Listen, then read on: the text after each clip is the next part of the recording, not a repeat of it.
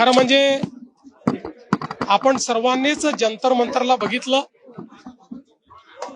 ज्या प्रकारे त्या ठिकाणी भाषणं झाली, नारे लागले, वक्तव्य झालीत, त्यातनं एक गोष्ट लक्षात आली, भारताच्या युवांची अभिव्यक्ती नाहीये, तर अराजकता पसरवण्याच्या मानसिकतेची अभिव्यक्ती आपल्याला पाहायला मिळाली.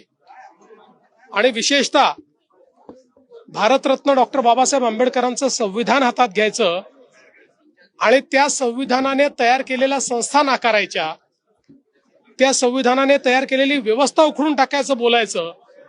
संविधान म्हणजे केवळ पुस्तक नाही आहे, त्यातल्या प्रत्येक आर्टिकलमध्ये या देशाच्या लोकशाहीची तत्व आहेत.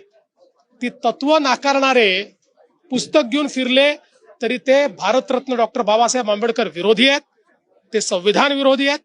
त्यामुळे मला असं वाटतं की आज या अभिव्यक्तीने त्यांचा खरा अराजकतावादी चेहरा आणि मनसुबे हे उघडे झाले आहेत.